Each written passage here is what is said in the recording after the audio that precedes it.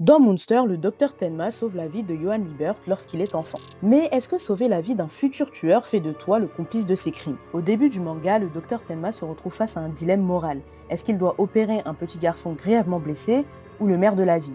Après mûre réflexion, il décide d'opérer le petit garçon. Le problème, c'est que cette décision aura des conséquences dramatiques. Alors oui, Tenma ne pouvait pas savoir que cet enfant deviendrait un tueur en série. Du coup, est-ce que sauver un futur tueur avant même qu'il ne commette ses crimes fait de toi un complice? En droit français, la complicité peut prendre plusieurs formes: assistance, instruction et provocation. Dans Monster, on peut envisager deux formes: l'assistance et l'instruction. La complicité par assistance est un acte positif, antérieur ou concomitant à l'infraction. Par exemple, c'est quand le docteur Tenma décide d'opérer Johann et qui lui sauve la vie. Le souci, quand on est complice, c'est qu'on doit avoir conscience que notre aide bénéficie à la commission d'une infraction. En gros, il aurait fallu que le docteur Tenma soit au courant que sauver Johann l'aiderait à commettre ses crimes. Mais ici, Tenma a sauvé un enfant sans savoir ce qu'il va devenir. C'est donc difficile de considérer comme complice des crimes futurs de Johann. Concernant l'instruction, c'est le fait de donner des renseignements utiles pour commettre une infraction. On se rappelle quand Tenma dit que ses collègues ne méritent pas de vivre. À ce moment, Tenma pense à haute voix, mais il ne se doute pas que Johann a retrouvé conscience et qu'il entend tout.